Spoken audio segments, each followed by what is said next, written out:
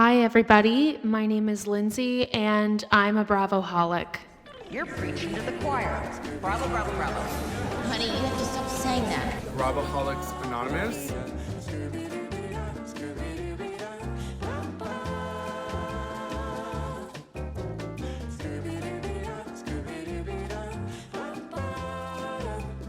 Welcome back to Bravoholics Anonymous, your weekly support group for all things reality TV. And if you're new here, this is a safe space where Bravo addicts and pop culture obsessives come to break down the drama one meltdown at a time. And joining me today, I have... Bonjour, je m'appelle Thomas et je suis une Bravoholic. Welcome back, Thomas. It's great to have you. I mean, merci. Merci, de rien. My question for you is, how was your birthday ski trip? Happy birthday. Happy belated. Thank you.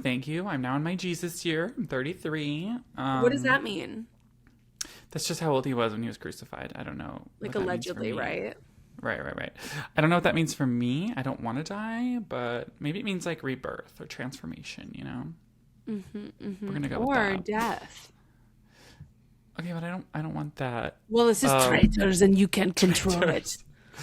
My ski weekend was good. It was kind of crazy. It was very, very cold. It was like negative 21 wind chill. I just learned new levels of cold that I don't wish upon anyone. That doesn't sound pleasant. It's been beautiful in LA.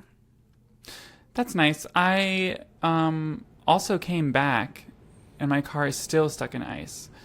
And I'm not able to get it out. And it's been 2 weeks since that happened. So I'm really upset with the city for not getting that together.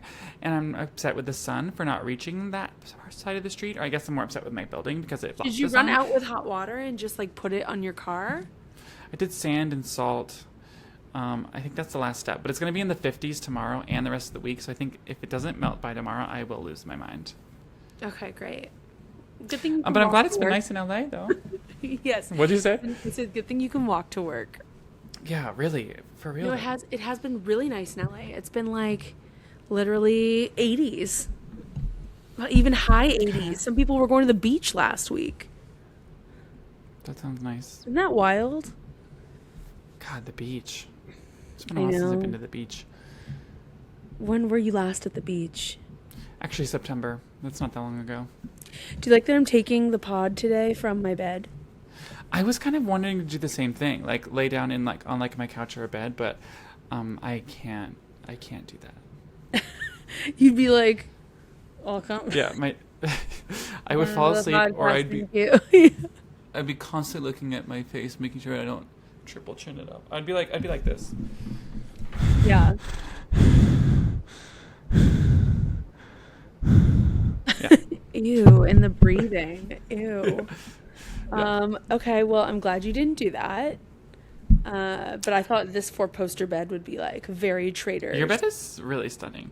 Thank you. And look at my little pillows here. These are also I should have a store like NBC Peacock where I link the things I bought. You really should. And gentlemen who are watching, you want to get in that bed, okay? It's solid wood.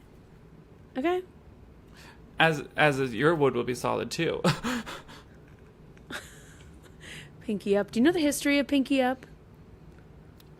Yeah, no, what is that? Okay, I think I've been telling people this lately. For some reason it keeps coming up, so I keep telling them.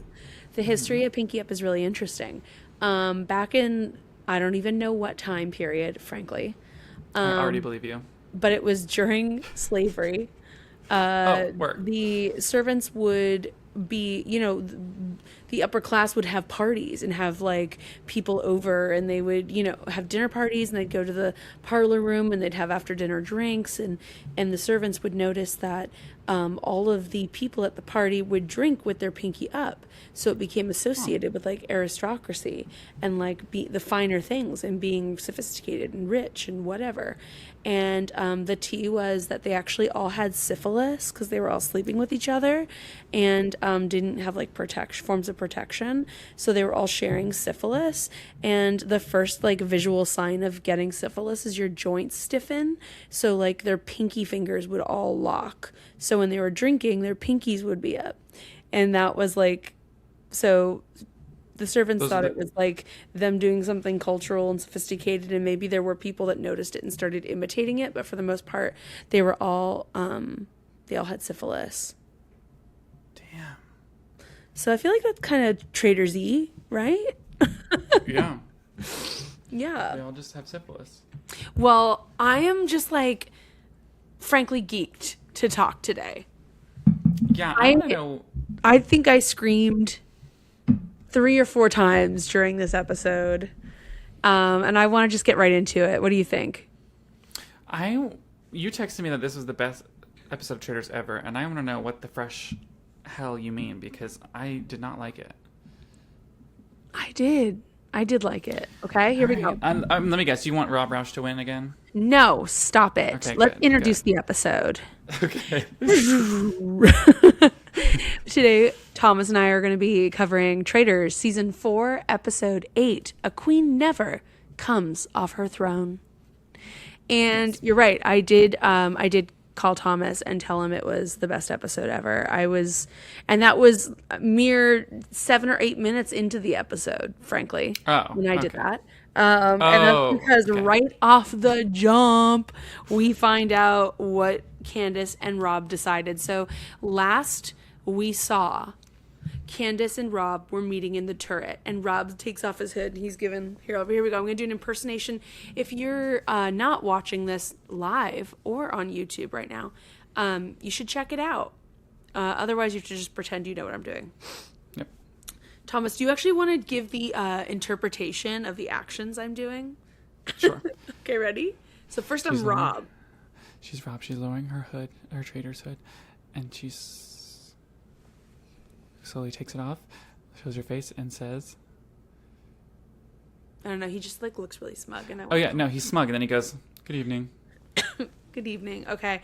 And then she takes off her hood and she's Dick. like pissed. Candice is pissed.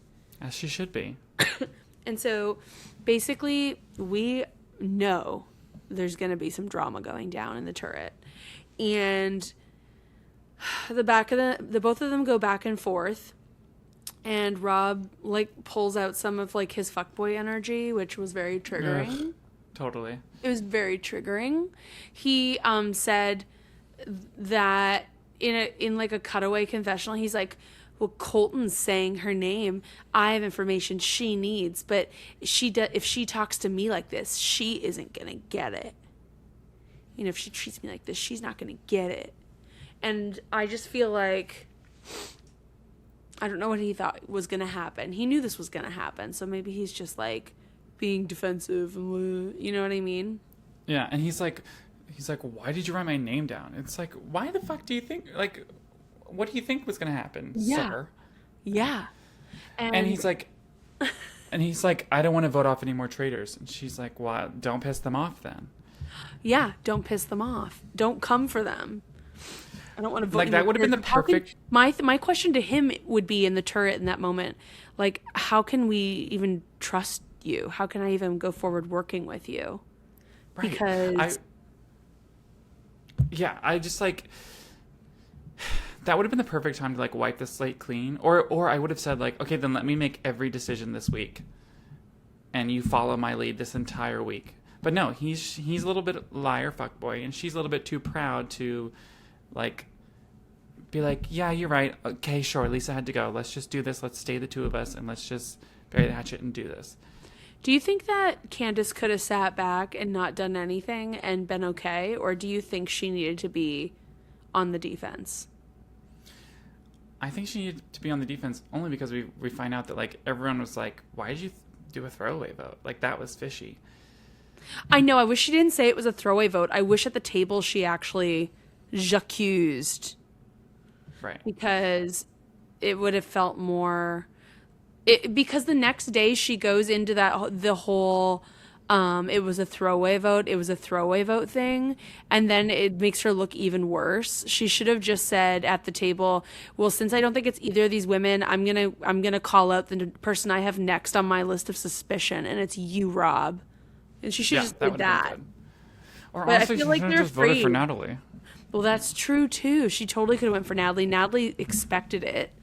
But my thing is that I think as women, we do get into, and I know Candice would probably never want to admit this, but like white cis male men have everything going for them, and especially someone like Rob who's really hot and everyone's like all gaga about him. I bet it's a little bit intimidating and makes you think twice about how you're going to approach attacking him. You know what I mean? You can't. Maybe her hesitation to say that was a throwaway vote and to not just go for his jugular and start the energetic movement for the next day was the mistake. And I think that hesitation was because it's like Rob gets it, men like that get instant respect from groups of people. They, you know, they don't have to earn it. They just are trusted with it from the jump. And the fact that he helped with the Lisa execution or banishment the night before really gave him like a feather in his cap, so to speak. So I think she shouldn't have hesitated there. Yeah. So that sucks. And so we're in the turret. Thomas, do you think Candice putting Rob's name on the chalkboard was smart? Or do you think she should have just went on the Lisa dog pile to save her butt? I think she should have either joined the dog pile or voted Natalie. I think putting... Yeah, knowing what you know now, because last week I thought it was a genius insurance policy, but I now see that the detriment or the downside of that move was that she wasn't like attacking Rob. She said it was a throwaway. Right. And also like wasn't and had such a track record of being consistent and voting consistently and logically to then be like, why are you throwing away a vote? And then come after him at the next round table and be like, wait, so it wasn't a throwaway vote? You are suspicious of him? What? I think no. I think she should have not written his name down. I also think that the long-term effects in the game of these two traitors being discovered back to back, Lisa and then Candice, is now going to be that if you have any inconsistency in voting, even if it's just like how the cards fall, then you are going to be heavily scrutinized by the group. And looking at the group of people that have made questionable votes so far, I think, one, they might call out Dorinda because she voted off a housewife and she made her own rule to never go against a housewife, like week one of the show. So I think that could potentially come up to bite her in the ass. I think Maura's pretty safe because she just votes however Rob wants her to vote. And I think Eric is pretty safe because Eric just is a floater too. He votes however anyone wants to vote. Steven is a little bit in trouble because of the Lisa Gold thing that Dorinda brings up later on. Steven. I know. In the words of Kristen Cavallari, Steven. And now Natalie's headhunting Tara, so. Maybe. Okay. I think that was squashed. Okay, Tara was they like, had a I don't know what I'm doing. They did have a conversation, but we'll see. Okay, well, getting back into it, both the traitors are in the turret, and Alan comes up and calls out the palpable tension in the room between them. And Candice is like, "There's tension." Is that what you feel? Yeah. Oh, interesting. And so he tells them that they can either seduce or murder. I immediately knew they were going to murder because there was no way they were going to agree on who to seduce. There was no way that they were going to agree on that. And I knew that it was funny that they showed them like talking it out and deliberating it, but I knew that there was no chance of a seduction. So Rob kind of is like, they go over who they think they're going to murder. And Rob actually does something really smart. And he's like, I'll let you choose. Because at the end of the day, none of the people that they're listing greatly affect his position. The threat of losing Colton as an ally is one thing. But at the end of the day, if he goes all the way with Colton, I think Colton is on to Rob. I think Rob knows Colton knows that he's a traitor. And that's why he's so buddy-buddy with him. And so, or at least, or that he would figure it out. yeah, or Colton's the type that will just clear the whole group and take the money for himself as a faithful. But either way, I think Rob knows there's not many opportunities left to get rid of him, and so he leaves it up to Candice to make the decision. And I was so happy. Bravo, my first Bravo moment of the episode. Same. I was watching at a reality bar event. We were at Beaches in West Hollywood again, and it was so much fun. And this is my first Bravo moment. So if you're new to listening to the show or watching the show here on YouTube, Bravo moments are moments that I really liked and I want to highlight. They could be big, small, or in between. And then hell no is the negative side of that coin. It could be big, small, or in between, something negative that myself or Thomas want to highlight. So Bravo, Candice takes out Colton and he gets a very boring letter on her chair. And sure, he calls out Candice when he reads the letter. There's a lot of rumors swirling that Rob somehow disclosed to Colton that he's a traitor. And Really? And Big Brother's Brittany Haynes, she was on Traitors last season, and she was a traitor for like 1 or 2 episodes. Right. She actually was on Jeff Lewis's Sirius radio show, and she disclosed that there is a very strict contract that you sign when you sign up as a traitor. And that contract says that you cannot tell anybody that you are a traitor. So while I don't think Rob told Colton he's a traitor, I think what we can learn from watching Colton's style of gameplay and how he talked to Lisa Rinna in the library that one day he tried to make her like an ultimatum deal. I could totally see him being like, don't nod your head if I say a traitor's name.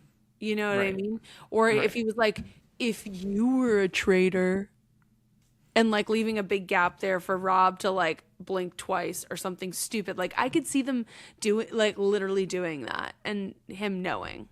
Also, like Colton has to think, why was he safe so long with Lisa Rinna and supposedly Candice in the turret coming after him? That's true. He had to have someone protecting him. And I think he knew it was Rob. So I don't think Rob told him, but I think Rob didn't tell him. Yeah, and I feel like getting rid of Colton right after Lisa was murdered or banished was a really good idea, because then it throws everyone off. It's like he was coming for Lisa, now Lisa's gone. Wait, why is he gone?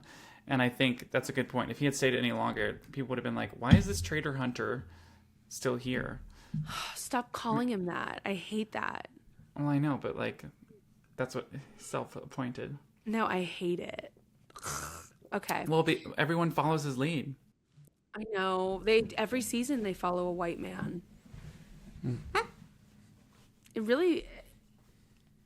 These shows in Big Brother really shine a spotlight and like a little magnifying glass on like where we are in society. And I can't wait to see the day that things are like completely different from how they are now. Maybe we'll be like 80 and we'll be talking to our non-grandchildren because the economy's so bad that none of us will have families or homes. And we'll be talking to our pet dog and we'll say, look at that Spanky. Back in the day, dog won the everyone would Traitors. have been following that white man into the round table on season 73 of Traitors. Spanky, you could go on Traitors next. If he can win, a dog can win. That's right. Just bring your vocal box and some extra batteries with you. Did you see that dog from some scary movie won an acting award over a bunch of humans? Good. Really? That I makes don't me know sad. where. What? Scary movie it was dog? like it was an Indie award or Indie the dog. Well, that whole movie starred the dog. What was it called? You're a I good don't boy. remember. I don't Little remember. dog. Okay. But like, it's a he horror was up movie against from a 4 dog's humans. POV.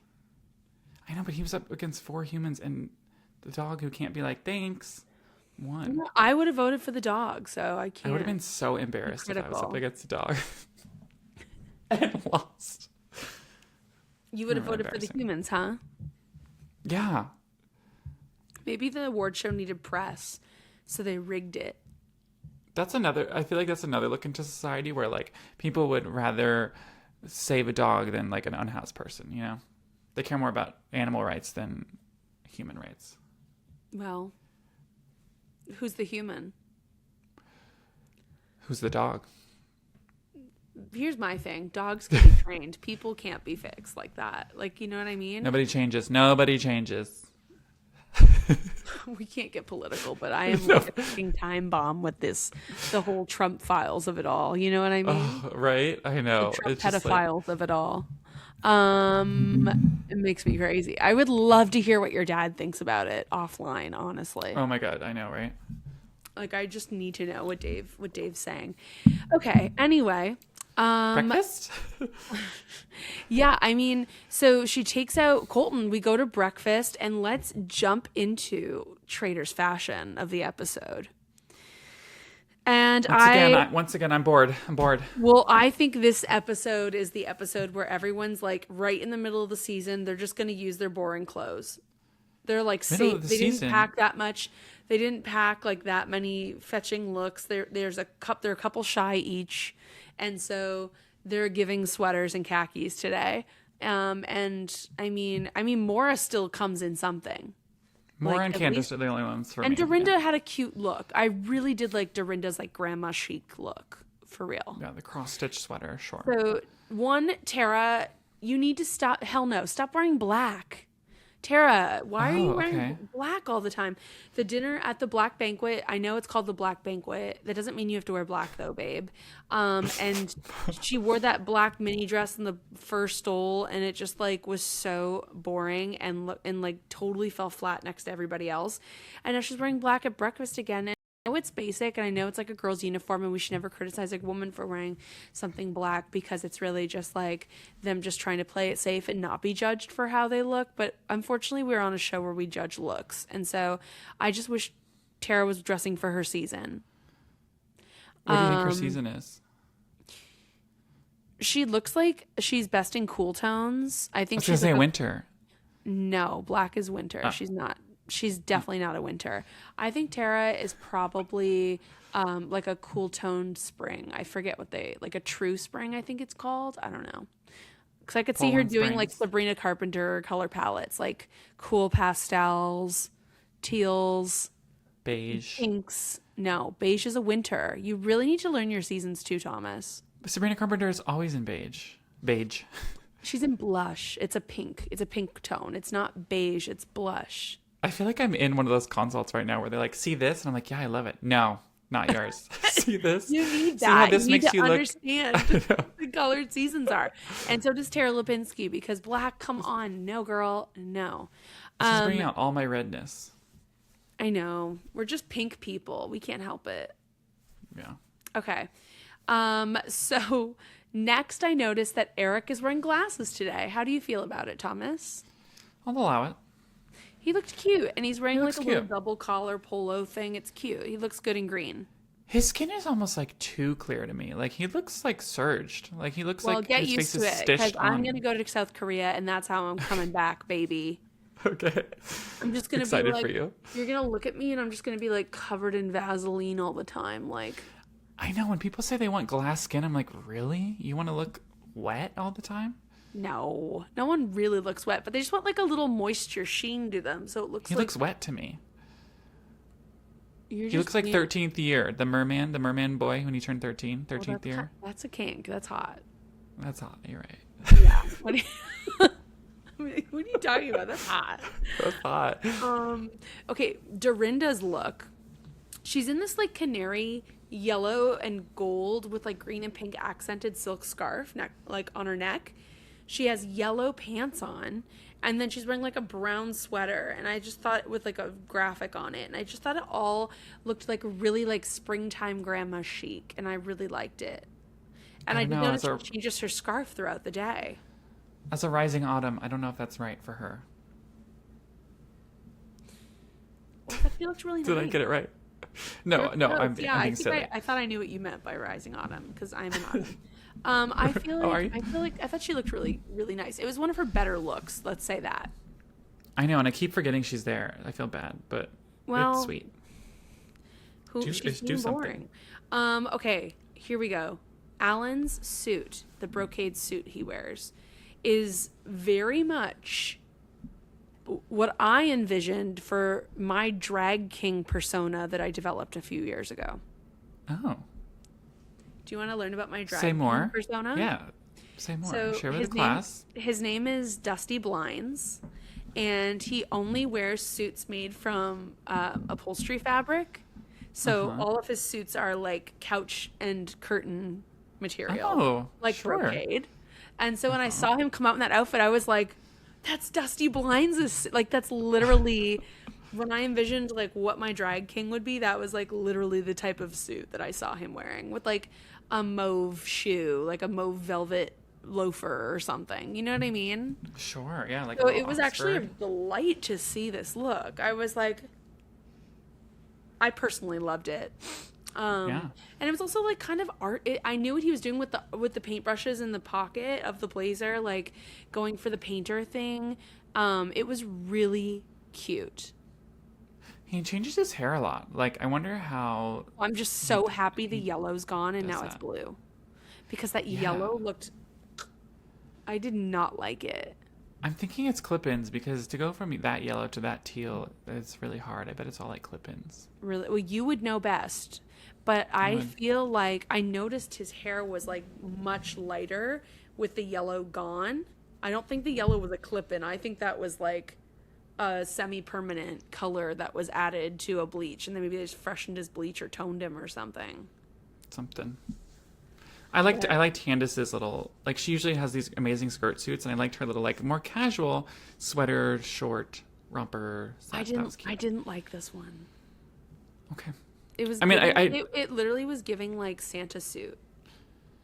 I see what you're saying, but I mean, like, I don't know. To me, her and Moore were the only ones that brought anything interesting. Like, this was her weakest look to date, but at least it was still better than everyone else's. Yeah, it was everyone something. Else's. Even my husband Steven's sweaters. Like, I was like, okay, sweetie, like, babe, come on, let's go shopping and get you some more. Like, that one Steven was wearing is from college. Like, you can't. I literally have a shirt from Target that I just got rid of that looks just like that sweater. Sorry. Steven would wear Target to Traitors. No, but he also. Mora was wearing a navy blue like two-piece.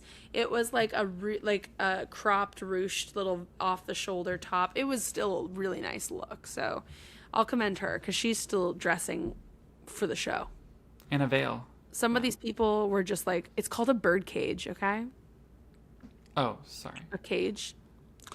When you have Johnny Weir had one too, but Johnny Weir's look wasn't good. It wasn't. I didn't like it. And I knew who he was going for, like, with the accessories, like, putting something together, but it was still an afterthought.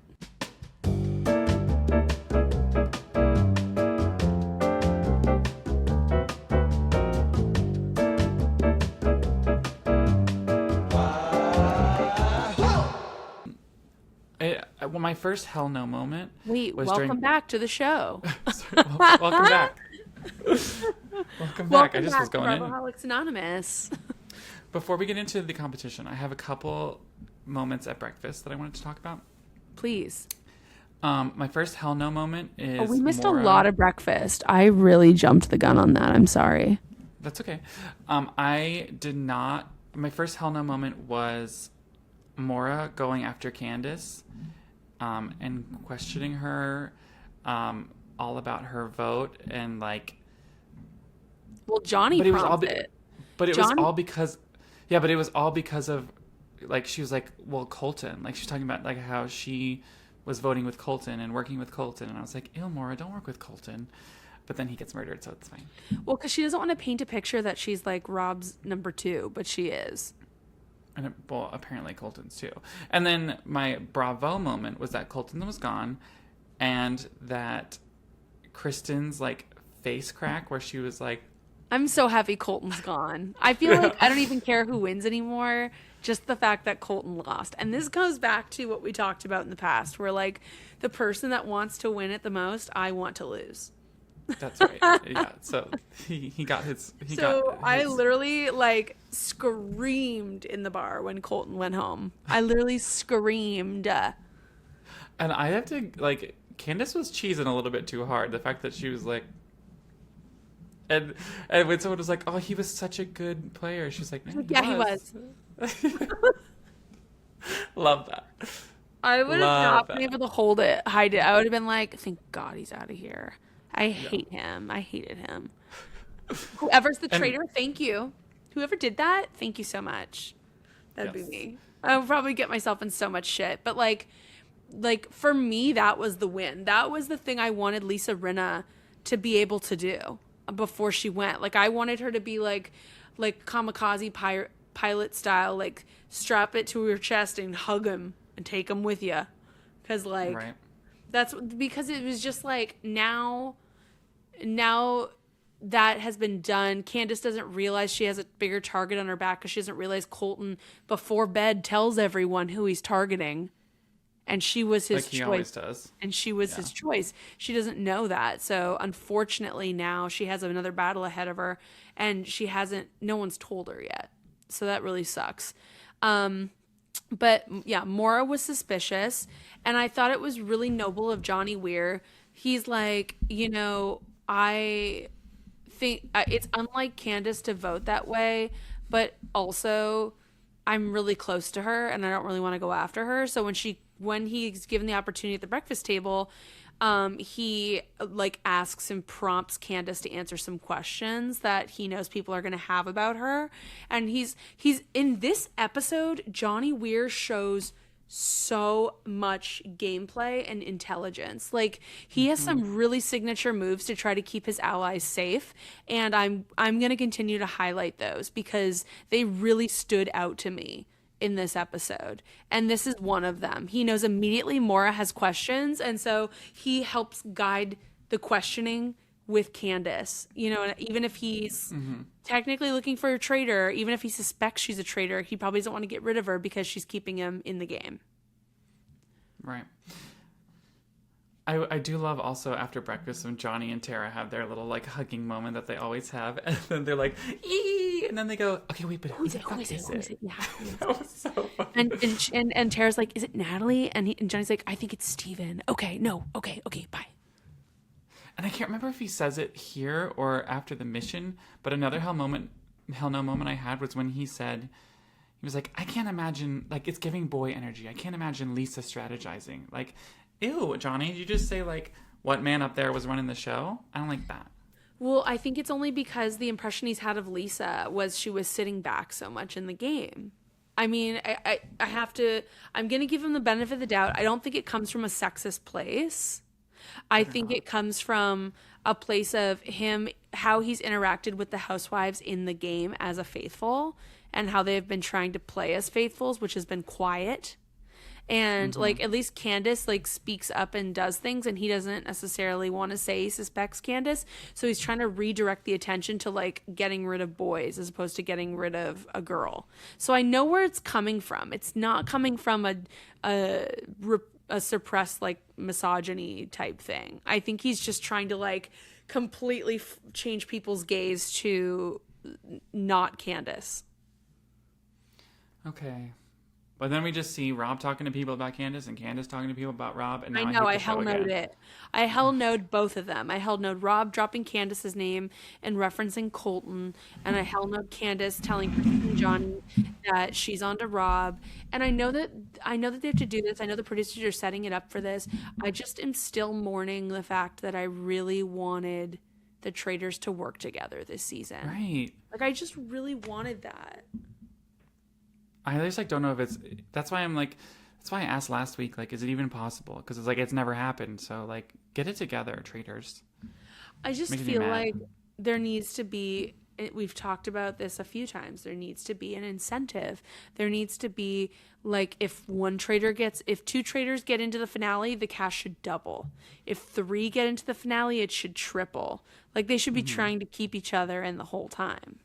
Oh, that's a good point. I like that. Yeah. Yeah. If the pot literally doubles and triples, if there's if there's traitors in the finale, then the traitors have nothing to lose. They're not splitting. They're each getting their own chunk of the prize. So it might be more of an incentive to try to get them all there. Yeah, I like that. Yeah. That'd be cool.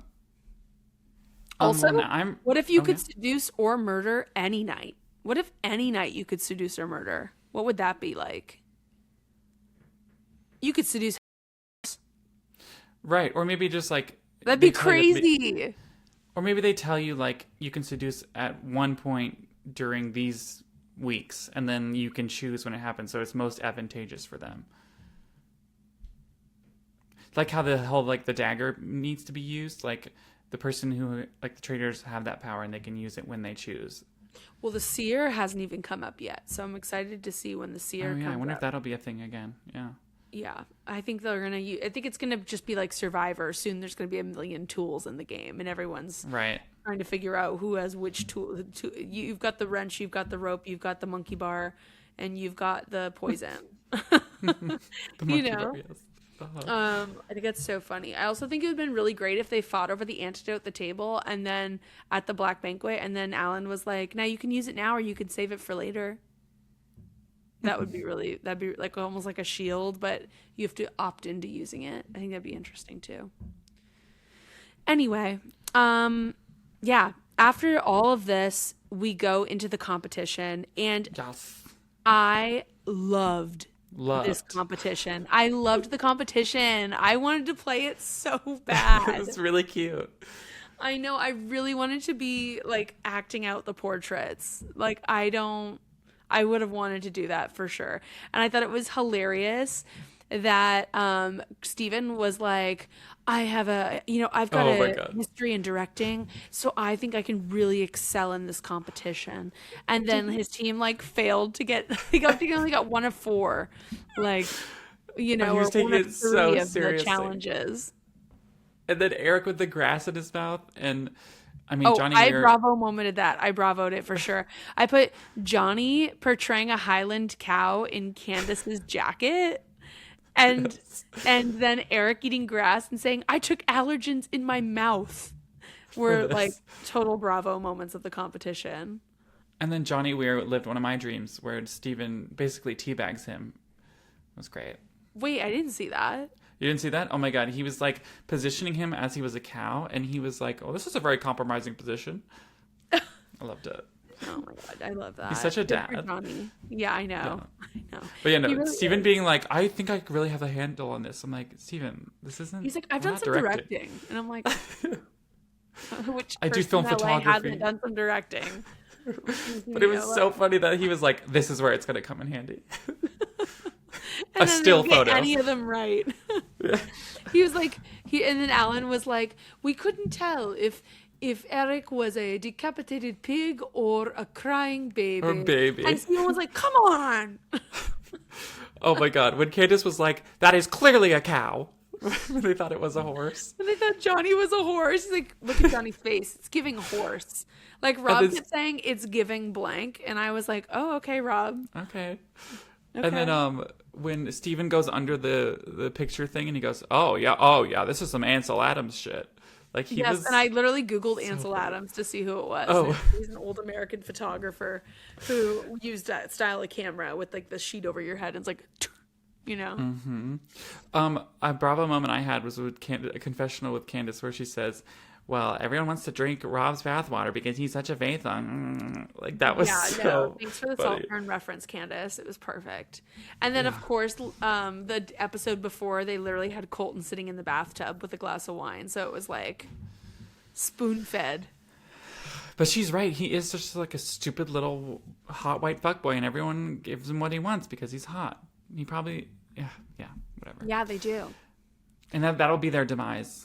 That's America, though. That's like capitalism and patriarchy. It only rewards people that are socially deemed hot. Yeah. And the only other thing I noted in the competition was that Kristen gets a shield and tells everyone. I love that. I love Yeah, Kristen. I love that for her. Yeah. The Alliance of the Dagger seems to still be all in well.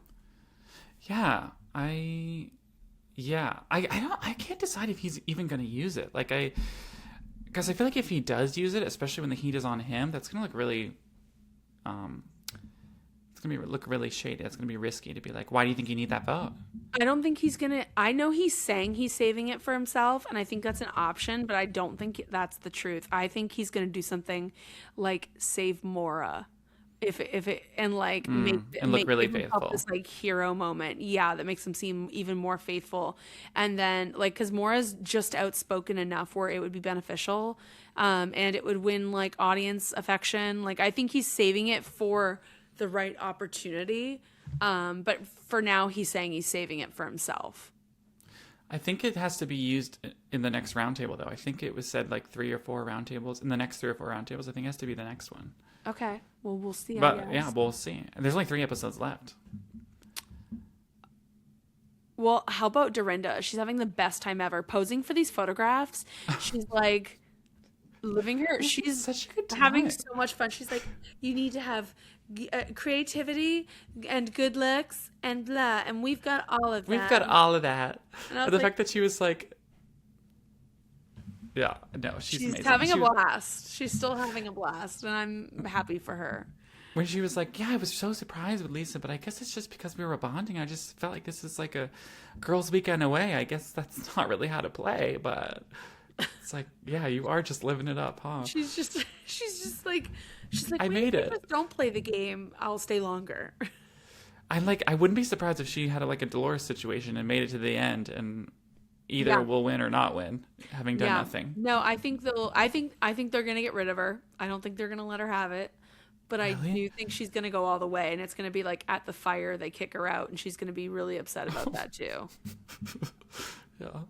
And I think it's worth mentioning, she's from Real Housewives of New York, the old world, as we'd want to call it, like old New York. And they just took a number of cast from that show and are creating a show on E! And it seems like they've already lessened their viewing audience because this ex-old housewife, Jill Zarin, was making some pretty racist remarks about the Super Bowl halftime show yesterday. Oh, God. And I was like, there's no wonder Bravo didn't want these women back on their airwaves. Like, Ramona is like a known Republican that goes to Mar-a-Lago. Like, it's just asking for trouble. Jill Zarin made a complete idiot of herself. And it's just like, I feel bad for Countess Luann, who's roped into that show and now has to do appearances with some of these people, hang out with some of these people. Because I certainly would not want to hang out with Jill Zarin after all the shit she was saying during the Super Bowl. What an idiot. Yeah. What an idiot. I don't know who these people are, but yeah, I agree. Anyway, so the competition was great. I'm happy Kristen got a shield. I don't think she was going to be at risk, but she's constantly being brought up as a hypothetical for murder, so maybe it'll be helpful. You just never know, I guess, Yeah. And she is not aligned with Rob. Right.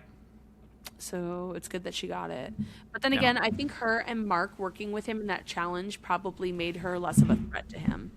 Right now, I worry that Rob would go for someone like Tara because she's was close with Candice, or Dorinda because she's low-hanging fruit, even though she'll do whatever Rob wants. And I feel like Eric is always a floater too. Like, he would be a safe kill because whatever. Yeah. Well, Eric. Yeah. Until what's coming up, baby. I know. Okay. So after the competition, Johnny pulls Candice aside and tells her to be careful because of her vote last night. People are coming for her. And I was like, Johnny, good looking out. This is how you be a good ally. You tell her people are coming for you and what they're saying. What's their argument that they're saying? So she can start building a counter argument. Right. And between the group, it sounds like they're going into the round table with either Candice on their tongue or Steven on their tongue. Natalie's kind of disappeared from the mix. Maybe she squashed it by having in one-on-one conversations. We know she sat down with Tara after the last round table and like talked it out a little bit, but I don't think the stink ever goes away once you've been brought up at the round table. It's hard to get that to go away. Yeah. It'll be like, remember 2 weeks ago when we thought Natalie? Well, we were wrong twice, so let's do her again. Because maybe that was the person. I feel like the only hope you have is if like the person that was gunning for you was a traitor. Yeah. And Dorinda brings up that she thinks it's weird that Lisa, like Steven gave Lisa her Lisa gave Steven her gold. Yeah, I know. Yeah. And she was like, he doesn't fucking know her. I know, but don't worry, because Steven has a response to that at the round table.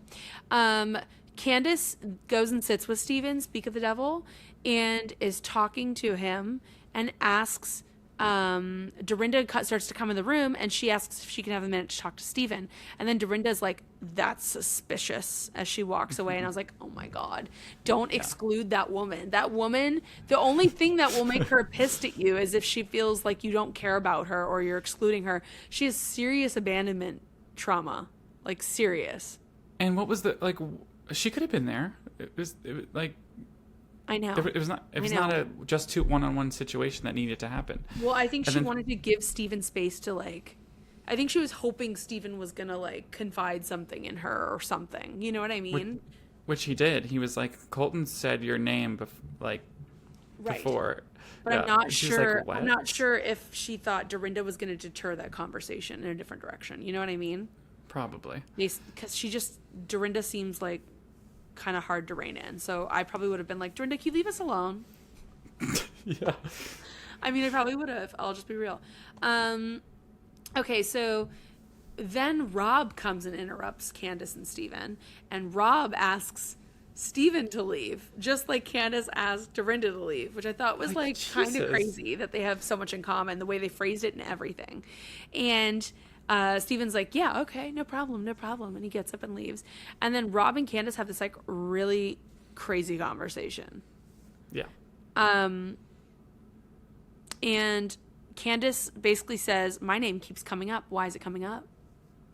And he's like, well, I heard Colton's been dropping your name. And she's like, why didn't you tell me that? He's like, well, I just found out at breakfast.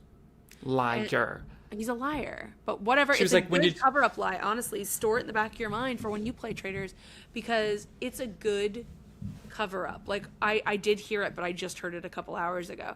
And this is why Candice went to Lisa the second Monet said her name. Mm-hmm. Because it's undeniable she's working with you, because she came and told you the second it happened. Rob didn't do that. So from Candice's like way of playing the game, she knows that Rob isn't playing with her. She knows it. But I think she's just trying to give us like the scene, or give us he came in and started this, so she'll play ball if he comes and like tries to start something up.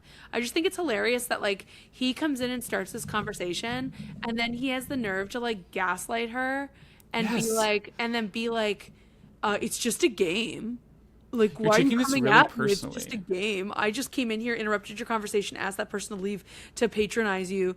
And then when you ask me about your game and how I'm coming after you, I'm going to tell you it's just a game. Yeah, and she was like, I don't think you're telling the truth. And he's like, really?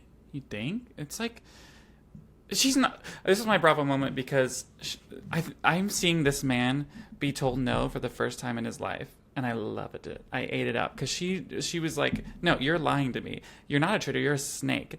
And he was like, that just feels like bad sportsmanship. Oh my God. When he said that's just bad sportsmanship. I just feel like she's like, if I get banished tonight, your name will come up. I feel like that's bad sportsmanship. Yeah. Well, then don't do it. Do it. Good for her for threatening him, because that's her only insurance at this point. Yes. Fuck him. I cannot stand him. I know. It is so aggravating. It is so aggravating. But you knew this was coming when he turned. This is why everyone was so angry when he did it to Lisa, because we knew it wasn't just Lisa. We knew it was just the beginning of him doing this crap. And it's the same crap I've seen on other seasons of the show. It's just not fun and new and exciting in any way. When he was alone in the turret and he was like, oh, finally some peace and quiet. Oh my God. That pissed me off. I was like, oh yeah, you're not quiet in your stupid hotel room at the end of the day. Right. Like your peace and quiet is because the Marriott's not quiet enough for you. Your peace and quiet was achieved because you got rid of two women that didn't want to do your every bidding for the first time in your life. Was that tough? Yeah, you happy now? Oh, you still literally have everything going for everything for you. Yeah, everyone loves you. Yeah. I hate that everyone loves him. Ugh. Yeah, no, it was very frustrating, and the gaslighting was a problem for me when he was like, "Why are you reacting like this? Like, why are you blah?" And then he's like, in his confessional, he's like, "I just took her queen, and she's running out of pieces," and I was like, "You're so embarrassing." You're the Now most the whole chess scene with Ron is like soured. It's like, no, that was already sour because it was so manipulated. yeah. Is anyone talking about me? No, and by the way, you're the best representation of the South there ever was.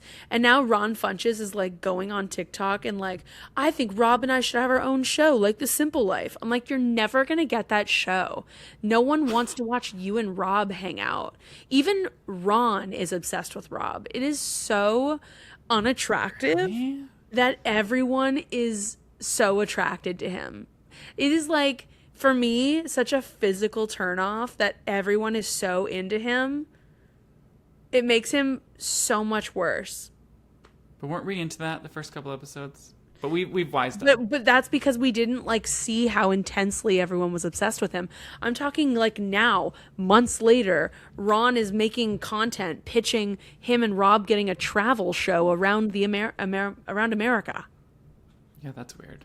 I also want to give the caveat that this is my first knowledge of him. I did not watch Love Island, so I do not know of his fuckboy ways, but I saw him pretty quickly. You would be furious if you watched Love Island. Like, honestly, I'm your friend for telling you not to even bother watching it because you have no idea how angry you would have been. You would have no idea. Maybe we should watch it. Can you have like 4 days off where you could just binge it nonstop? I did when I was sick, but no. Damn I didn't it. do it. Okay, fine. Forget Sorry. it. Okay. Well, should we get into the round table? Absolutely. We're kicking it off with this incredible quote. Candice takes us into the round table and she says, "I'm not raging because a queen never comes off her throne. I am simply serving the dish that was served to me." And I was like, serve it, Put that on a shirt. And I was like, I just really wanted her to like lose her shit and go crazy at this round table. And I think she was too reserved. This was the one time where I think like a traitor who's defending themselves should have been more passionate. Like, I think Rob's right. The more defensive you are, the worse you look. But for her, I think since everyone thought she was such a faithful this whole time, it was consistent. I think she should have been more passionate. Yeah, she never at the table was like, I'm a faithful. Like, she never like declared like the thing that I saw work really well for Ron was when he called people out one by one at the table. So if I was Candice, I'd be sitting there and I'd be like, Tara, like, we've developed a really close friendship. Like, you know that I'm not a traitor. Johnny, like, I've had your back. We've talked game. We've been right. We've got traitors out of this game. Like, you know that I'm a faithful. I've been working with you this whole time. And I'd go one by one and, like, try to connect with them all because Ron did it so effectively. I would just do the same thing. Because Candice doesn't have a lot to go on here. But I want to highlight a Bravo moment, another moment where Johnny is so smart and so strategic. He immediately starts the round table and he like knows that everyone's going to be jumping down Candice's throat. So he preemptively says, "Last night before he died, Colton came to me and gave me a name and it was Steven." He did say 2 names to Johnny. He told him Candice and Steven, but Johnny's only using Steven. And he's starting the table with it. And he's using Colton. So by using Colton's name, Colton's power of influence is diluted because now this is a second name that Colton threw out the night before. It's not just Candice that Rob is toting. And so the fact that there's more than one player on the table now gives Candice a greater opportunity of survival. And I think it was like, he's the coach and this is Pee Wee baseball. And Coach Johnny came out and he put the tee up and he put the ball on the tee and he helped you put your little helmet on and he gave you the bat and he pointed you towards the thing. And he said, when I step back, you just swing and hit the ball. Okay, Candice? Like, here we go. Are you ready? And I just think it got messy because Steven asks, and Steven does a really good thing here. He asks, did anyone else hear Colton say my name? And no one says anything. And then Dorinda goes, I thought it was really weird that Lisa gave her gold to Steven. I gave my gold to Colton. And I thought it was weird that Lisa, who I never saw talk to Steven, gave her gold to Steven. And then Steven's like, well, I asked for it. I don't think she would have given it to me if I didn't ask her for her gold. I was like, oof, he ate yeah. that. Even if these things weren't true, because the edit did make it seem like Lisa thought giving her gold to Steven would be good, and she decided it. That's what the edit made it look like. Even if that was true and Steven made up a lie here to say he asked Lisa for his gold, that's very smart. And I wanted and he said to it so calmly. Yeah. I know, and I want to know the truth behind it, because I believe Steven's smart, and this would be an example of him being smart, and I would love to hear it if it was true. And then Eric, stupid Eric chimes in and is like, Candice, your throwaway vote. And I'm like, God, Candice, why did you say that? This is Candice's opportunity to literally be like, I was intimidated to come out against Rob. Everyone here really loves Rob. And so in the moment at the table, I choked and I said it was a throwaway vote. And then this morning I choked again. I'm like a doubting Thomas in the Bible. And I was afraid to go up against Rob because he is a good guy and everyone really likes him. But I really do think that we need to talk about Rob being a traitor. Like, she should have done something like that. But I don't even think she should have brought up Rob. I think she should have went after Steven, because that foundation was laid and she already knew she had a Dorinda that was willing to vote out Steven, and she had, you know what I mean? Like, there were people that would have been willing to do it. Yeah, I think that my hell no moment, my last one was, I wrote oops when Candice came for Rob. I was like, that's not a good look. That was the nail. That was her ego. That was her ego getting in the way. Yeah. And I think you're right. I think if she had come up with certain points, even if she made them up about Steven, and come to the round table with that, he would have left and she would have stayed. Yeah. But she made a mistake. Yeah. Yeah, she just didn't go. You have to look at the way the numbers are going. And I know at the end of the day, it's hard to get rid of someone like Steven because he's so handsome and smart and charming, sweet, and he wears really soft sweaters. Yeah, he's directed before, and he was on One Tree Hill. And he looks like that. Yeah. And he did slut shame Kristen and Cabo, but we'll forget it because he was in high school and he was wasted. Yeah, that's so fair. That's so fair. He just would never do that today. It was a different time. Yeah. Did you see? I saw he commented on a post of Jam Jam's when Jam Jam was like, "When I read, I hate you, Jam Jam." What did I write? No, that Steven wrote on Jam Jam's post. He wrote, because it was a clip of Jam Jam being like, "You don't want to hold my hand, bitch," and then a clip of him being like, I saw Steven's little ass running for the skulls. He has a little ass." And Steven wrote, "It's medium, thank you very much." It's very cute. Medium. Wait, that's funny. Yeah, I was like, Steven, you're so funny too. Wait, I commented on it? I don't think I shared it with you. Steven commented on it.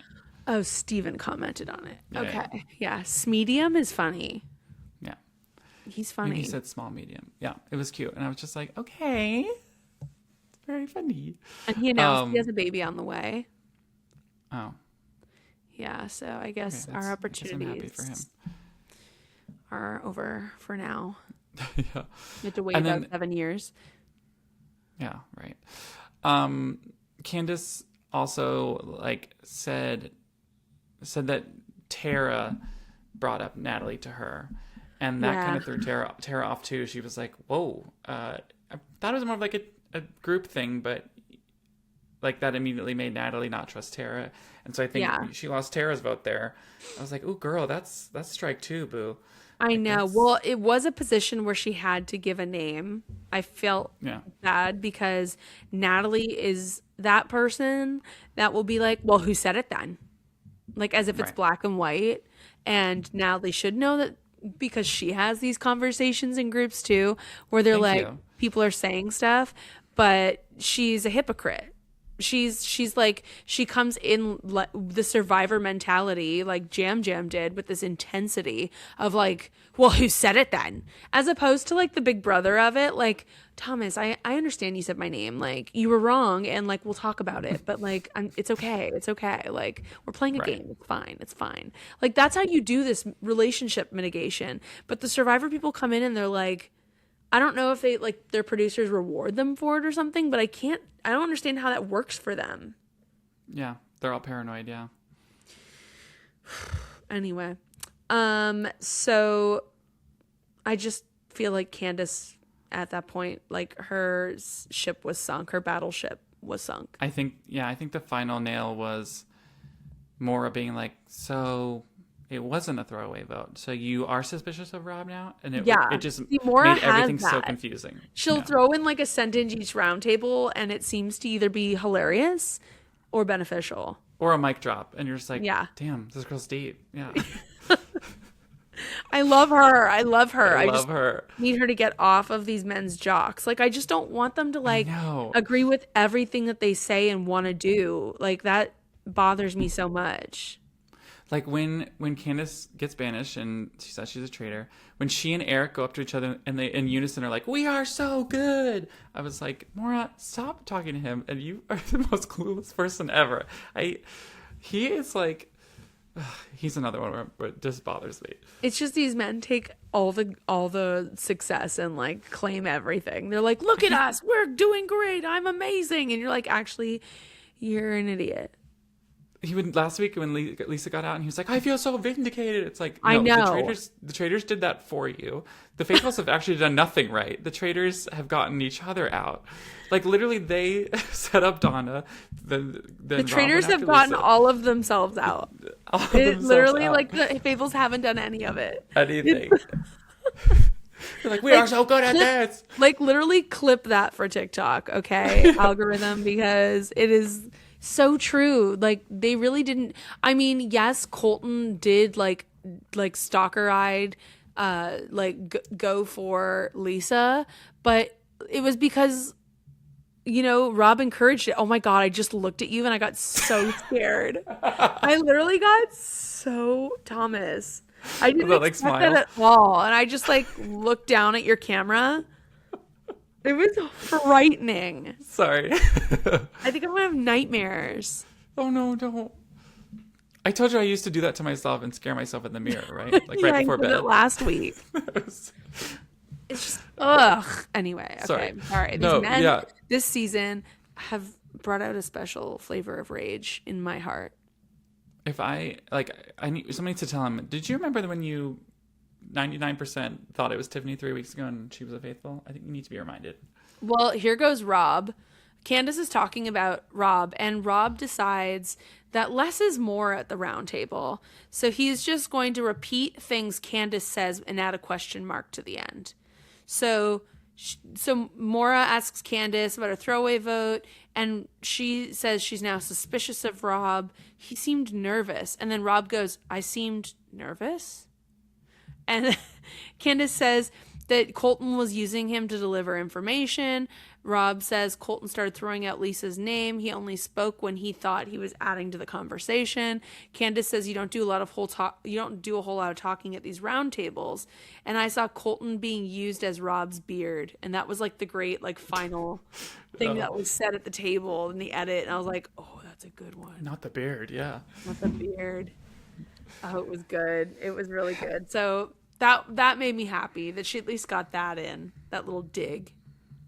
Yeah, and I think she's right. He was really quiet until the Lisa round table. Yeah, so like that argument's a little bit too late because he was so vocal in getting out. This is my thing though. They're just not phrasing their arguments right. Like what Candice should have said there was, I've never seen Rob speak up about anybody, and then all of a sudden Lisa's on the table and he gives us a university level lecture to get her out. How could he be so sure? How was he so definitive about that? The only person that could be that definitive about it is a traitor, and that's why I wrote his name down on the chalkboard.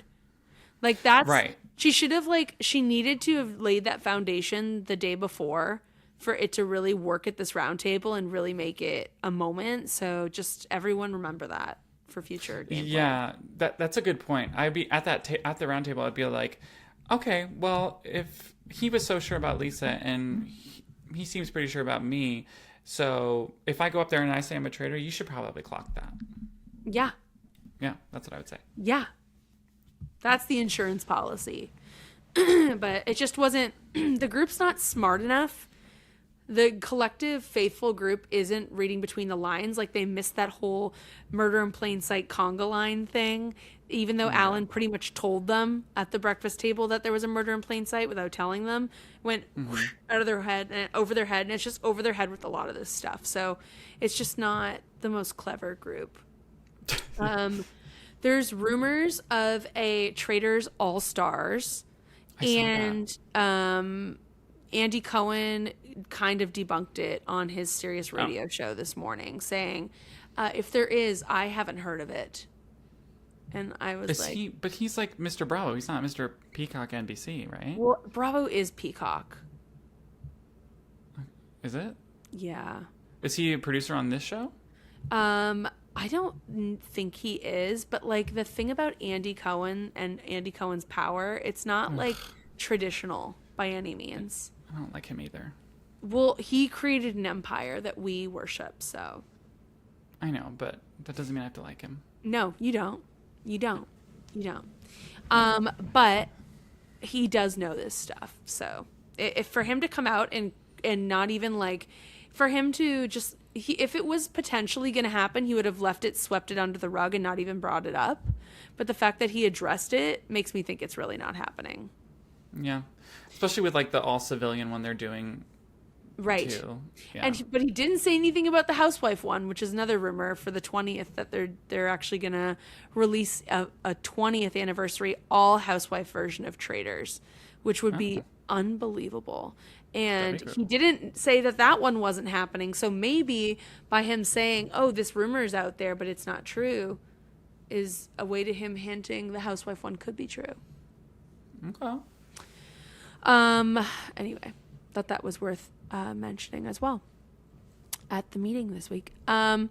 So they do the vote, and even Dorinda votes for Candice. Rob doesn't use his dagger. I guess he's feeling confident again. And it's new for him. And it did irk me that Dorinda voted for Candice, because Dorinda was the one judging Lisa for not voting off Portia. Or for voting off Portia. Or for voting off Portia, yeah. You know what I mean? It's just, I don't know. I feel like, I know we all know Dorinda's batshit, but I just wanted to say that you're a hypocrite, Dorinda. Okay? Yeah, thank you so much. It's on the record. And other than that, that's it for the round table. I think Rob is right. He does say he has an uphill battle. And I think he's right. 2 nights in a, like, if getting 2 traitors 2 nights in a row, my alarm would be going off. I'm like, how did we do that so well? Something's a little fishy. Yeah, like I would think it was Rob both nights. It's Rob. Exactly. Like exactly. Like yeah, exactly. And the traitor literally, both of them were literally going after Rob before they were kicked off. It's clearly traitor on traitor. And Kristen is literally watching for traitor on traitor activity, and Kristen has a shield. So I think Rob's days could be numbered. Although it shows her and Eric talking, and she's saying, and Rob, I mean, there's no way that sweet man is not a traitor. I know, but I think Kristen's so smart. I think she's smart, and I think she literally is saying that to the people that she knows are going to do whatever Rob wants. Like, if Rob dropped his pants, Eric would be there to help him. That's nice. And so I just think that, like, there's certain people she knows that she isn't going to get their vote. Yeah. And Eric is currently worshiping the church of Colton and Rob because they got traitors out, and he's an idiot.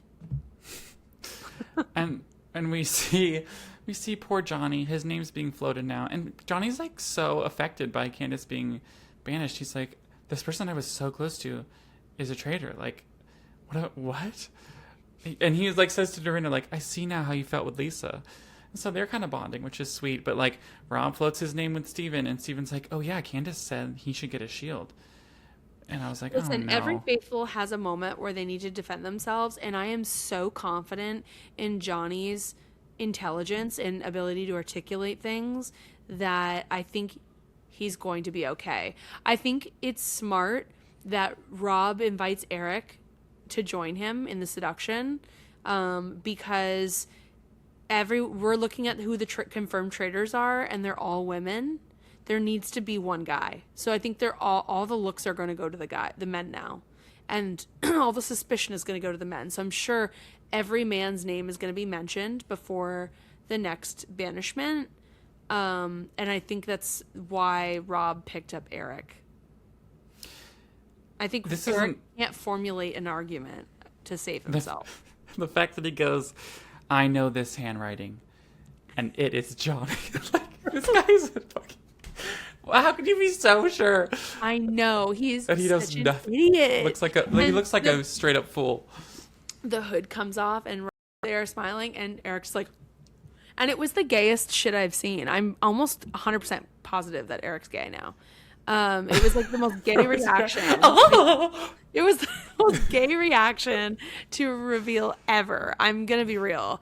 My gaydar went crazy. It was like so much so that I made a TikTok of just a slow motion Eric response to Rob pulling his hood off, and was like, now that his crush Colton's gone, will Eric fall in line with Rob or something? And I swear it's like over 100,000 views already. It's lots of people agree. No one on there has commented, no, he's not gay. So I think it's like confirmed. This is another production problem I have. Like, when Alan's like, all right, you know the rules, you have to recruit someone, and I'm like, what? Like, that's whack. I get it because they need another traitor, because they can't, if they have one traitor and they have 3 more episodes to film, if he gets caught, then they're like, okay, we're short 2 episodes. But exactly. That's not fair. Like, that makes it harder again. No, it's great, because then someone could literally come at the end and take the whole game. Well, that seems unfair to me. That he only has to be a traitor for 3 episodes to win. Well, it is totally fair, because he's forced into taking that job. He can't turn it down. Well, he can, but he'll be murdered. No, he cannot. He'll be murdered. Yeah. No, he could say no. Everyone's going to be like, oh, you're so special. You went on Traitors and didn't want to be a traitor, you loser. No, but also, like, you can't... It is awesome, because it just makes the game more exciting. As many twists and turns as you can throw in, rule. And the fact is, he has to invite somebody, and he has to be smart about who he's inviting in, and he has to decide, is his goal to keep this person around, or is it to throw them under the bus? And Eric's a really interesting choice, because Rob seems to be loyal to men that don't offer like a threat to him. Mm-hmm. So I don't know if Rob's intention is to throw Eric under the bus. I feel like that could be the B plan, and I feel like the A plan could be that he wants to take Eric to the end and be like, look, I even carried this idiot on my back the whole way. Right, and then maybe get rid of him at the fire or something. Yeah. Yeah, I thought it was interesting. I kind of was like, really, him? Like, I could just see him like slipping up in a room during a chat and ruining everything, and literally being like, yeah, so when Rob and I killed Johnny last night, right, he tripped on a stick and it was so funny. And everyone's like, what No, for real. I feel like they had to sit Eric down in the room, like, and bring out the contract that Brittany Haynes was talking about, and be like, do you understand this? Can you read this sentence back to us? Okay, initial at the end of the sentence right here, that you understand this sentence. Did you get that on camera? Okay, great. So that when he inevitably fucks up, I don't think he'll fuck up, but I am curious to see if he's going to do one of 2 things. he's either going to be so confident he's going to go in and twist the game and like do something really stupid and say something really stupid to someone that has like that's a lie and has no backtrack or history, and it's going to come around to bite him in the ass. Or 2, he's just going to get really quiet and like get nervous about it. It's going to be one or the other. I can't see him maintaining the same gameplay. Yeah, I wonder. I think Rob is just going to like maybe bring him along back and let him hang himself. Right. Or like, I wonder what his argument would be to be like, Eric's a traitor. Maybe because he was so wrong. He was so sure about Tiffany and she was a faithful. He was probably just trying to get out faithfuls. But like, that's not a good argument. I don't know. I'm curious. I am curious. I feel like Eric doesn't even know how to play the game. And so like he probably asked Eric who he wants to get rid of. And Eric's going to pick someone that Eric had already tried to vote out or something. Like, you know what I mean? And then it's an easy... No, Eric. The only other person left that tried to get her out is right here. It's Eric. And like, honestly, we've never questioned Eric. Yeah, he'd be like, let's murder Kristen. It's like, no, Eric, she has a shield. We can't go after her. Like, literally. Or he'd just literally be like, okay, Rob, what do you want to do? Like, that feels like what he would do. He'd be like, what's a good idea? Oh, yeah, that's a great idea. Let's do that. Like, you know? Well, let's go after the third secret traitor. I can't see Eric trying to get Rob out, which would be I don't think so entertaining. It would be so entertaining to watch him try to get Rob out. Yeah. I mean, kudos to him if he can. I don't think he can. You know what? Now I changed my mind. I'm rooting for Eric to win the whole thing. Great.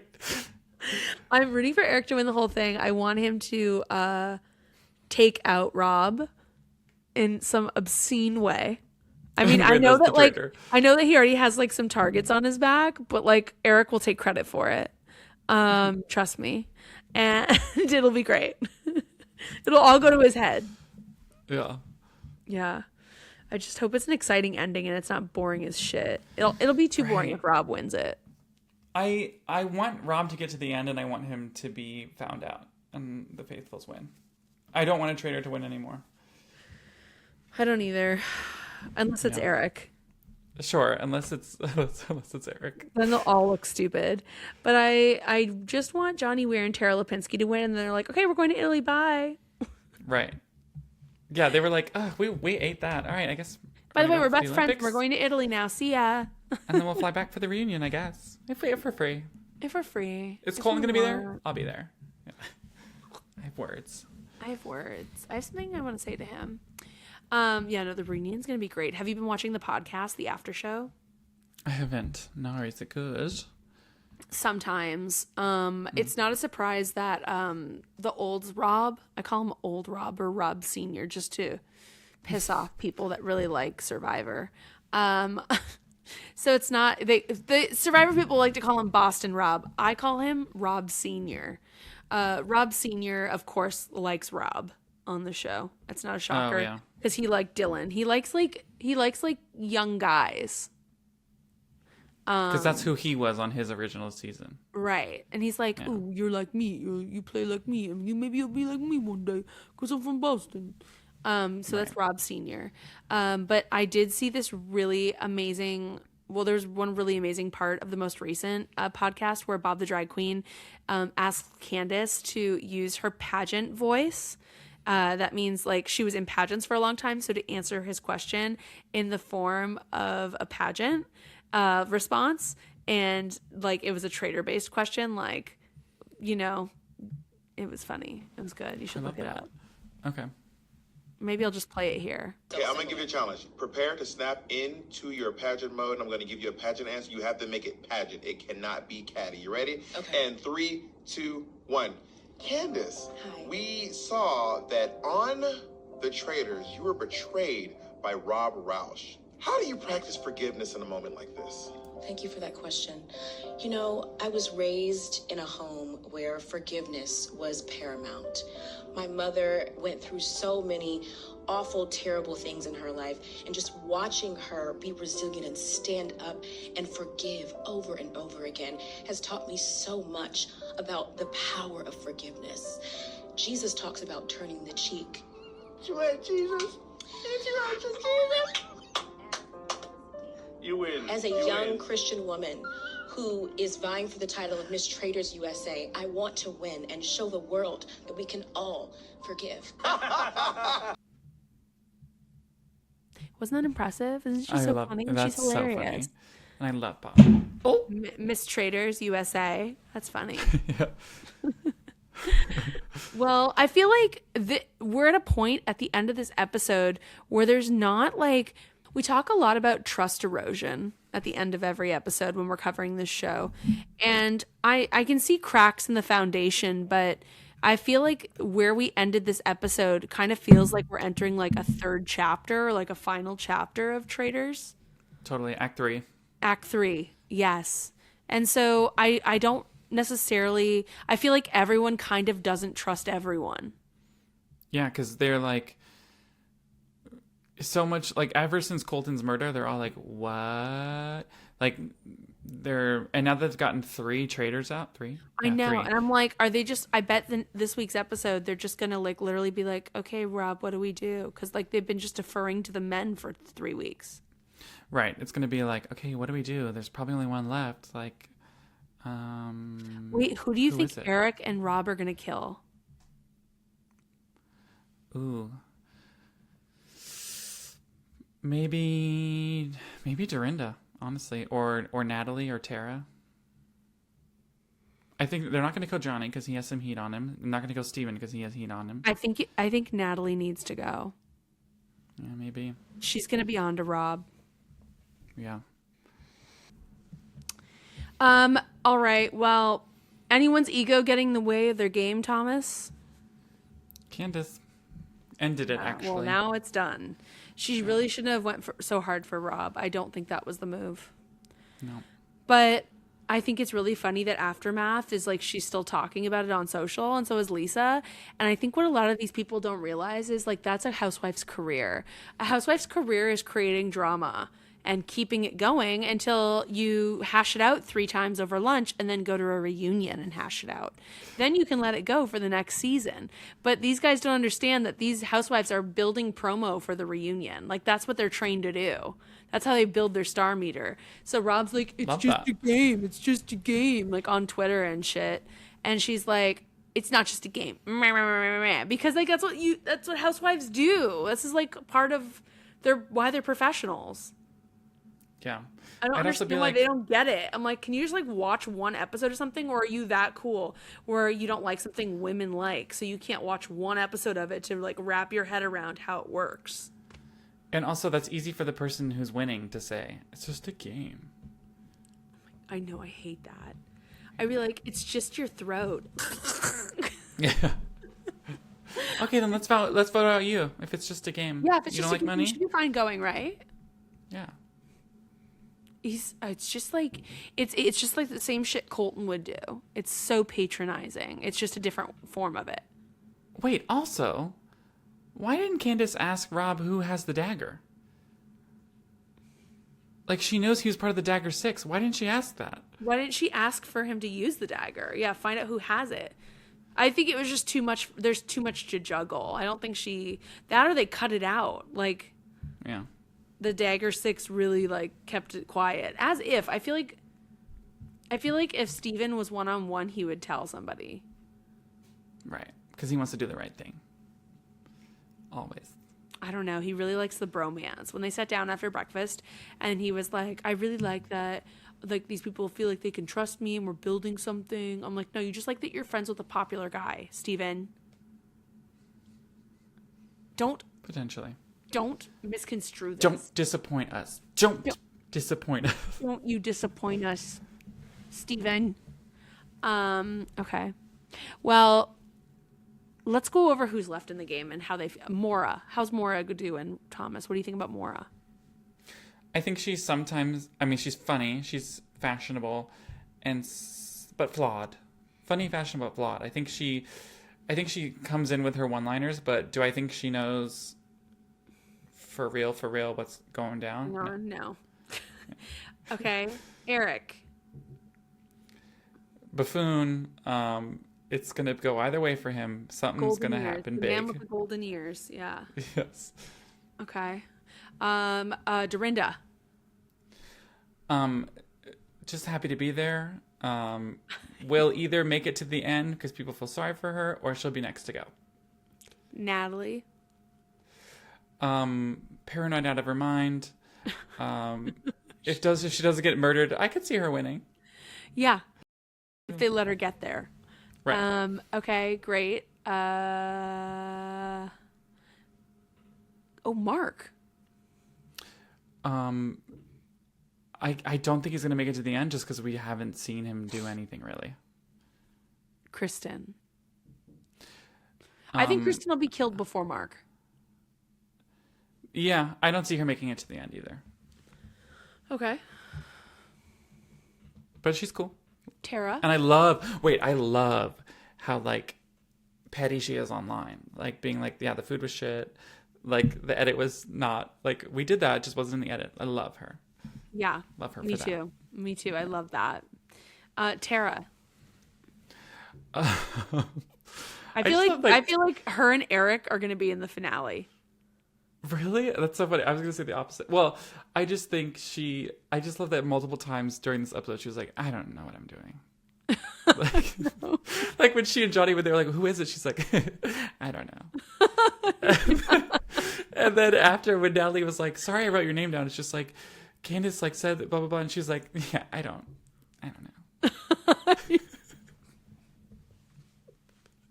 I feel like the finale, if it's up to Rob, the people in the finale are going to be Eric, and then he's going to get rid of Eric, Tara Lipinski, Maura, and that's it. The others are all going to be gone. I think he has to get rid of Natalie, Steven, Johnny, and Mark.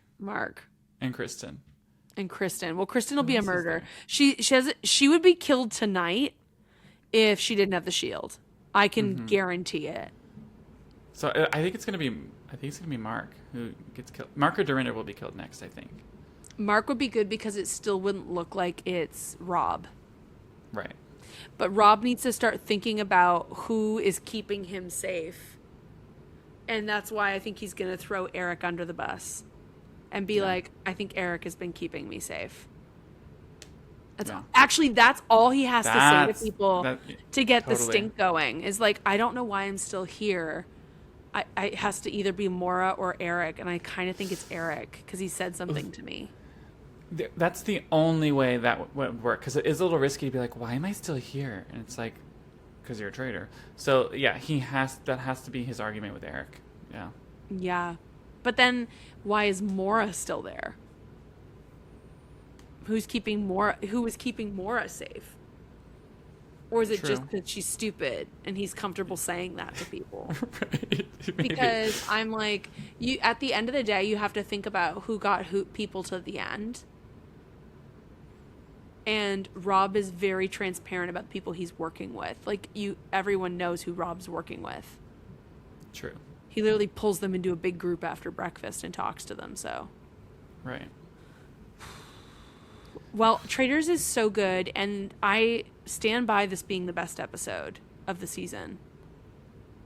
Oh, I thought you meant ever. Well, no, I just mean like the season. Okay. I don't remember. I don't even remember the other episodes of other seasons. I will say it was better than The Banquet. The Banquet was touted as this big. I was just happy Colton left. You know my MO. Like the second. No wonder that's your favorite. You didn't walk in at breakfast. That's what I wanted. I talked about this a few episodes back, but like all I wanted was his game to be up and done. He doesn't get to make some grand speech at the end at the banishment table. He doesn't get people to cheer or cry that he's walking away. He just had to go read a shitty letter on a chair, and then he's done playing the game. I also love how shitty that letter is. It's like, by order of the traitors, you've been murdered. Yeah. Love the traitors. No, yeah, we know it was you. You just said by the order of the traitors. Yeah, and his name's like all botched. It looks so botched on it. Can't even frame it. I literally looked at it and I thought to myself, I was like, at first I was like, I bet like people keep their letter, and I was like, I wouldn't. I'd probably just donate it to a charity auction. I don't want to keep that. Yeah, auction it off. Yeah, they don't even spell. No one spells anyone's name right. Right. But yeah, well, this was a good episode, and I'm glad that you now agree. Yeah, I'm not happy about what happened, but I guess it was good television. Okay, good. Let me take that again. Yeah, I'm not like happy about what happened, but it was good television. Okay, I'll take it. Thank you. Okay. Mm-hmm. And may the gods help Eric in his quest for survival. Yeah, you're now Team Eric. I am Team. Let's see. I guess I'm Team Johnny. I want Johnny Weir to win. He's the smartest. He's so smart. He's thoughtful.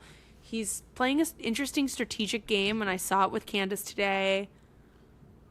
If I had to choose a faithful, I want the Olympians to win. And if I had to choose, I would pick Kristen, Mark, Tara, and Johnny. Oh, that would be a really sweet group.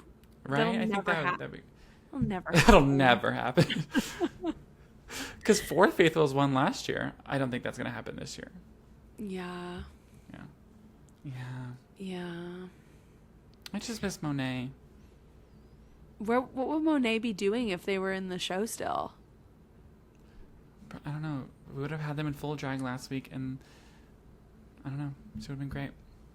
Did Monet show what their outfit was going to be if they were at the banquet? Because some of the people released that. I know Rob C. did. Wait, I'm going to look that up. Okay, look it up. Because I bet Monet did. Or maybe Monet's saving it for the reunion. Oh, maybe. All I wanted was you. Monet exchange. Mon nom? I went and saw a bunch of young drag queens last Thursday. I parked in front of Mickey's, which is another bar in West Hollywood. And so after the Traitors screening event, I was walking to my car and I had to pee very badly. And I've made the mistake before of thinking I could hold it the whole way home and then almost dying and bursting. No, but like too close for comfort. So I was like, I'm just going to feed the meter and I'm going to go into this bar and I'm going to use the restroom because most of the bars in WeHo are fine for women to use because it's mostly men in there. So the women's bathrooms are clean. No one's in them. It's great. And so I went into Mickey's and then I saw it was like a pyramid, like drag competition. And I was like, oh, I'm going to stay and give some new queens, like I had a couple $5 bills in my purse. And I was like, I'm going to like, I could tell like the audience looked really young and they're probably giving really shitty tips. So I was like, I'm going to stay and give like the two queens that I like the most a $5 bill and then I'll go. And so I did that and I thought it was really fun. Oh, nice. You probably made their night. I hope so. It's better than seeing $1 to see $5. Yeah. Did you find out if Bob released their look? Monet, no, I gave up. Sorry, my God. See? You see? They're both bald-headed. Well, and they talk about bald-headed gone too soon like, queens. What? I said they're both bald-headed drag queens gone too soon. Yes, you're right. And I feel like Bob always talks about Monet, too. Not only because he's hosting the podcast for the season of Traitors, but I really wish they got more into the actual game talk. It's so shallow, those episodes. Oh, really? Well, yeah, it's like 20 minutes, and it's just like they cover the fashion, and I mean, I feel like we go way more in depth than they do when it comes to analyzing strategy moves and stuff. Sometimes they'll throw in like a little 2 cents here and there, and it's interesting, but it's nothing groundbreaking. Yeah. Yeah, florals for spring. Yeah, exactly. Well, I want to thank everyone for attending this week's meeting of Bravoholics Anonymous. We'll see you at next week's meeting, where we'll be covering more of Traitors, and I will be having a Charleston Bravoholic back to Bravoholics Anonymous to talk about where we're at with Southern Charm, the new season of Summer House, and more. We've got rumors of the Isles with some of our favorite Southern Charm women. Is it real? Is it not real? We'll talk about that too. So tune in more. More than you are now. Even more. If you need a place to find us to do that, anywhere you listen to podcasts, you can subscribe and you can leave us a review. That would be wonderful. So others can find us too. And you can also follow us on TikTok and on Instagram. So we will see you online. And I will link everything below in the comments or the description box for this episode. And if you're watching on YouTube, Hi. Welcome. I hope you love seeing us every time now. Because Hey, you look really good today. me? The viewer. But yeah, you too. Oh, sorry. Yeah, you guys look really good. Wow. Yeah. Ooh. Yeah. What have you been doing Smile? to your skin? And don't smile. They're both are great. Really great. Did you whiten your teeth? I think. Yeah. You must be ovulating because you're glowing. You don't ovulate? That's okay. Emotionally. That doesn't make you any less of a person. Emotionally Are you mentally ovulating? Anyway. Anyway, great. Anyway, this is a great meeting. Thanks for attending, everyone. As always, keep your champagne cold and your taglines iconic.